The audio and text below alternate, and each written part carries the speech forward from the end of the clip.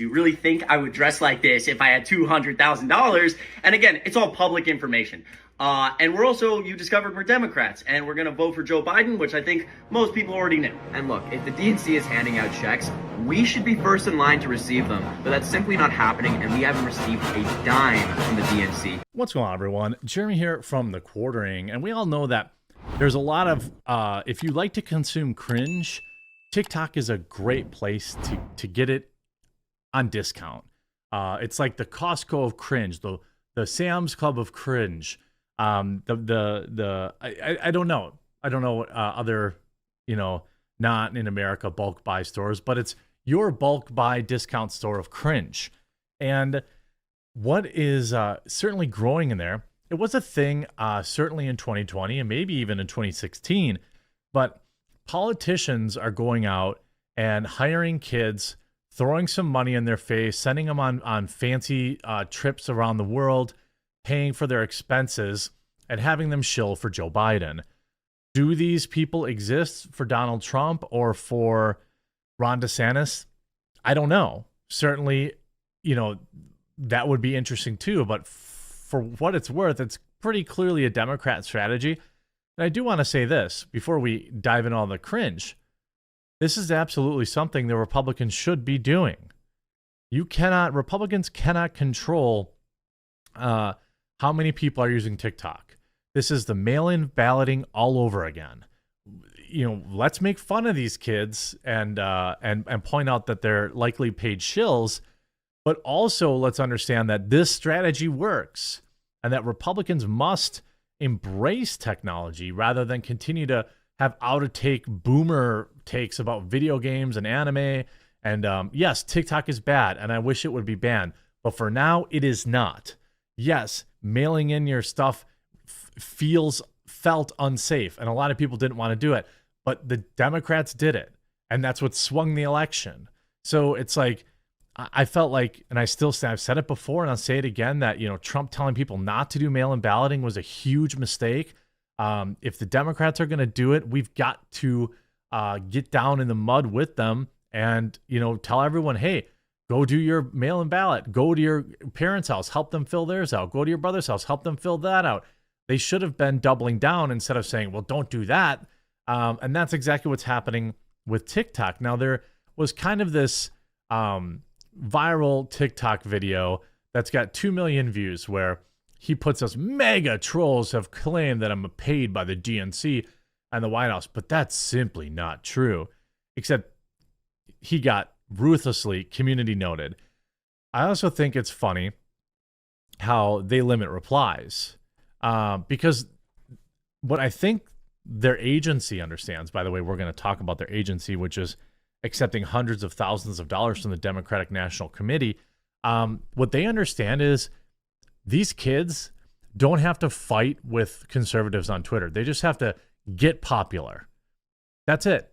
The things that this kid says is cringe and emotional, but he's a kid, right? He's 18 years old. I was an idiot when I was 18 too. So I think that what the right is mischaracterizing here is looking at, they're like, okay, well, this guy's a paid shill, and then we'll move on, which we're going to talk about. But this video also got 1.8 million views. So some MAGA trolls have been claiming that I'm a shill paid for by the DNC, and I don't actually believe what I say. If I've learned anything in my time making content on the internet, it's always a losing battle to feed the trolls, so I'm only going to address this once. I have never been paid by the DNC, ever. In fact, any content I've ever been sponsored to post has been labeled as such as required by law. Well, we're going to get into that in a second here. First of all, look, this kid openly admits last night on Tim Dillon that he caters his opinions to what gets him the most followers in terms of the Democrat movement in this short clip. And I'm passionate about this, but maybe our side isn't perfect in this way and that way. Yeah, I mean, to be honest, he's talking to these kids about how come you never criticize your own? You only seem to be, it's weird for 18-year-olds to be, literally loving Joe Biden. But listen to what he says to him saying, hey, why don't you ever criticize, if you're not a shill, why don't you criticize the Democrats? It's actually really hard in this space, right? We have 45 seconds to record a video, keep people's attention. And a lot of the people on our side, like if they start hearing, like I've actually done it before. I've criticized like Democrats, like specifically Hakeem Jeffries, and it all just went south. Like I started losing followers. Like it's bad, right? And I really There you go. That's the quote, right? I'm not going to play it again. You should listen to Tim's entire interview because it's very good. But he says, oh, well, I tried to criticize, but I lost followers. Okay, so you do cater your opinion to what gets you the more followers. You are inauthentic. really want to be that person that like reaches the other side, because Democrats, I mean, they're horrible at their jobs, right? They do a lot of shitty things, although I'll vote for them all the time. But it's also hard. What a weird thing to say. And you see, interestingly enough, this had been community noted, right? In late 2022, Biden campaign team connected with young social media influencers, including Harry Sisson, to draw in ages 18 to 29. And when we look at this article, they're right here, put on. They've been propped up literally by the White House, literally by their agency, which had received huge money from the DNC. Again, I think Republicans should be doing this. Republicans should be spending their money instead of running ads after diabetes and catheter commercials, should be running ads and hiring influencers on TikTok and other social media. They have to. I mean, these are people, he's literally pictured right here in an article from 2023. I'm sorry, early 2023. Well, I guess this was, a month ago. The effort is reportedly spearheaded by staffer Rob Flaherty, who will lead 4 digital staffers in the White House and was named assistant to the president, which has the same rank as communication director and press secretary. Quote, we actually asked the White House, when are we going to get press briefings? The 20-year-old TikToker Harry Sisson told the outlet. They were actually very responsive to it. The NYU student has 663,000 followers on TikTok, I'm sure more now, and delivers brief report of the day's biggest news on the platform. But he's a Biden shill. These people can actually be bought. These people can be bought very cheaply and extremely cheaply. Look what Brooklyn Dad Defiant. He was taking what, $50K a year or something like that, and all he did was tweet all day DNC talking points. That's nothing to these people. They have billions in funding. You have this tweet here. Just announced Harry Sisson is a paid DNC manure spreader. It looks like a disbursement here from Midas Touch to Harry Sisson, which is Midas Touch is a left wing.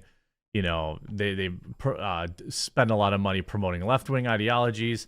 You look at this kid's TikTok, which is very, very good. And who is this? Greg Price. Oh, hey, Greg, I think I follow you. Oh, I used to follow you. Let me follow you now. Yeah, let's take a little bit of this. I'm going to skip. Okay, everybody, in this video, I'm going to give you a little crash course on journalism. Using a very simple been 8 years old. Chris Maurer, these two guys gained such traction so quickly. I mean, if you look at Harry's Twitter account, it literally says it was made in December 2011 when he would have only been 8 years old. The only possibility here is somebody else created it and then they bought it, which can happen.